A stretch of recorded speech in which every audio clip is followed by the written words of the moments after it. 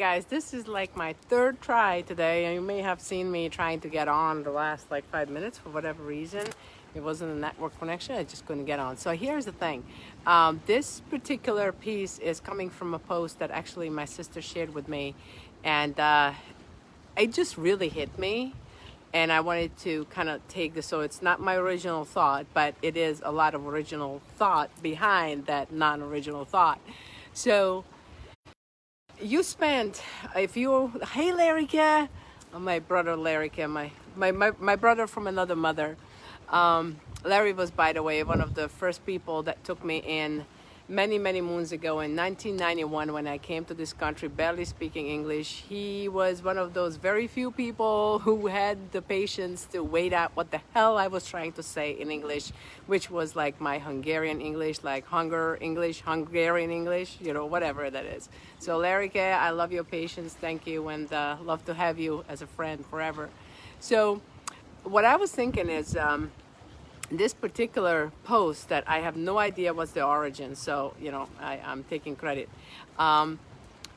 We spent the last 2-3 months literally in, most of us, especially those of you who have been watching me, I know that you had some thoughts crossing in your mind about what really life is all about.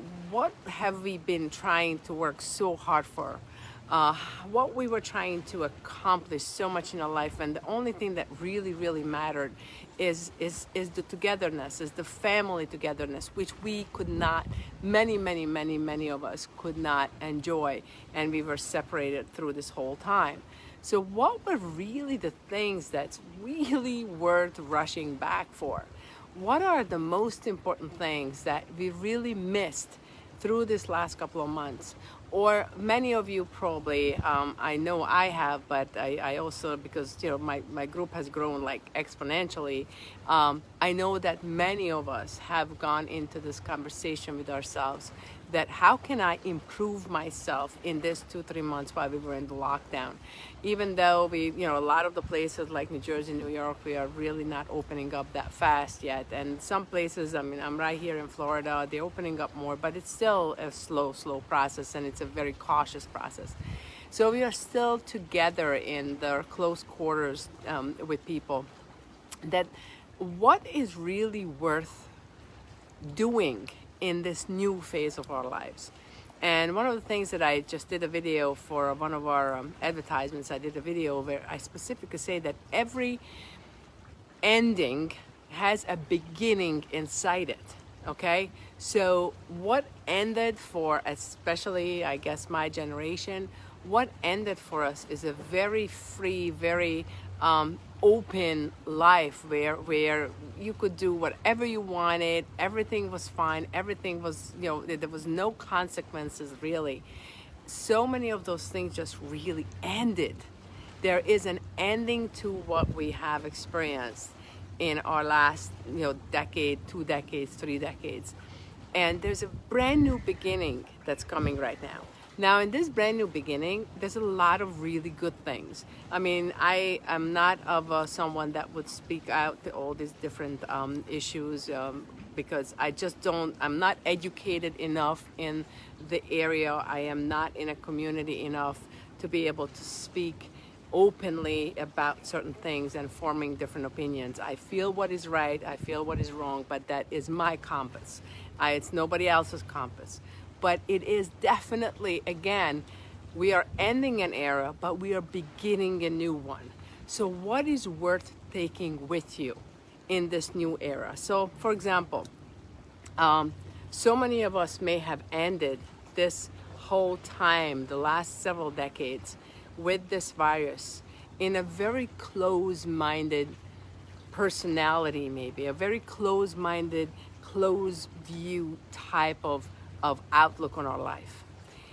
And so many of us may have had a little bit of an awakening, a little bit of enlightenment, which probably have been kaboom, exponentially increased with this last week and 2 weeks of things that we are hearing in the news and seeing in our neighborhoods. So what's worth going back to and what's not worth going back to? What I suggest, again, everything I say here is a suggestion.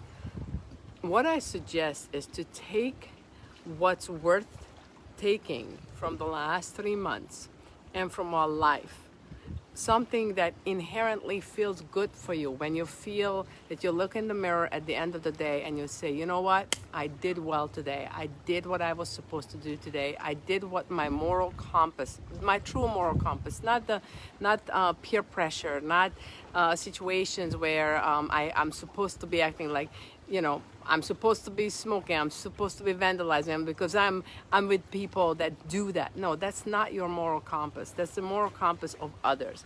What is your moral compass say to you that you developed, you saw, and you have maybe this situation brought to the surface in the last 3 months? And how can we really maintain that sense of newness that you have inside you? The one that's worth taking forward, the one that really appreciates the unity of a family and understands how much our elders really should matter to us, how much our children should matter to us, how much our spouses, how much our families should matter to us. So many people in New Jersey and in the New York area and in some of the other states have lost so many people, and suddenly. So let's think about what really a life worth, okay? And that life, whether it is a any kind of what they say murder or brutality or a virus, whatever is the cause for that life to be taken, just think about a little bit that life may be yours. And if it is your life, what really worth taking with you from your past into this new thing when we are reopening again? So if you were truly not happy in your job that you had prior to it, then maybe you still maintain that job. You may still have that job. Is it really worth it for you to go back in that same category, on the same level that you were at? Is it really worth it for you to go back into that same grind? Or are you able to take some that you learned in this last 3 months and take it with you and appreciate the life that you still have, the life that many others don't have anymore? So that's kind of like the thoughts that were really rushing into my head when I saw that post, that what are we really rushing back to? Are you rushing back to the normal that was shallow maybe at times? And God knows I have the same thing, okay? I experience that shallowness. I have certain things that I don't particularly want to give up that I would consider shallow. Certain things I may want to take with me because that's my release. I get it. But for the majority of our lives, do we really want to go back to things that we're not fulfilling? And I'm not saying shallow like, we were just talking about having a glass of wine or having a beer or if you kind of know what you're doing, if you know that you have that moment, it's okay. It's fine to have that, but appreciate the life in the other 80% of your day. Appreciate the life that you still have, the life that so many others don't anymore. And I don't like to do negative stuff, and this is not really negative. It's more like a gratitude type of a thing.